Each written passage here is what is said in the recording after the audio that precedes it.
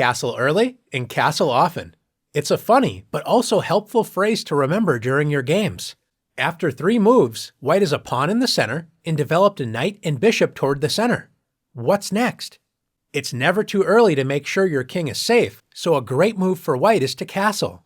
Remember, this is the one time you can move 2 pieces at once. You move your king 2 squares, and then the rook moves next to your king, like this. Think of castling as building a house for your king.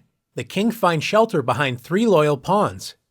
So it isn't easy for your opponent to tear down your defenses. The other great thing about castling is it answers a question you might be wondering. How do I bring my rooks into the game? Castling allows your rook to move toward the center, where it can enter the action. If you were black in this position, what would your plan be? Castle early and castle often. How can black prepare castling? That's right. Let's move our knight into the action and control the center with knight f6. Preparing to castle and threatening white's pawn on e4. After white protects the e4 pawn with a move such as d3, the house has been built for black's king. Let's move it in with castling. Both sides have safe kings thanks to castling, and each of the rooks used for castling are excited to enter the game in the center. Is castling really that important? Since our opening strategy should be to control the center, actively develop our pieces to help support the center, and castle our king to safety, we definitely do not want our king to sit in the center of the board where most of the action usually takes place. In this position, white is castled, but black's king is sitting on a central file which is wide open. With white to move, we can see our rook enter the action with rook e1 check. Rooks love open files, especially files leading to the enemy king. Notice black's king cannot escape the center, as white's bishop controls its escape square. Black could block the check with the bishop, but white would simply capture that bishop, and once again black's king would be in check. Black's only other move is queen e7, blocking the check, but now black's queen is in danger. Since white has 2 attackers, the bishop and rook, and black only has 1 defender of the queen, the king, white can play rook takes e7 check, winning black's queen and checking black's king.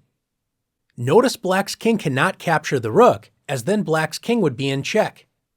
Black would love to castle the king to safety, but since you can't castle out of check, black has to settle for a move such as king d8.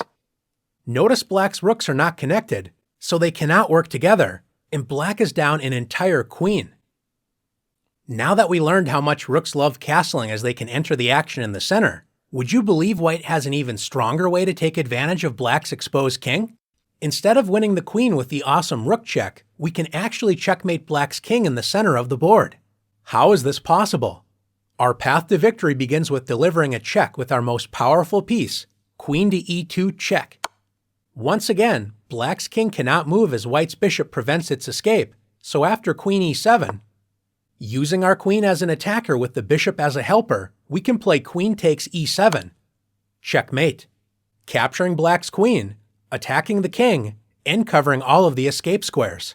The bishop is the helper piece because it protects white's queen, meaning that black cannot capture the queen, so the game is over.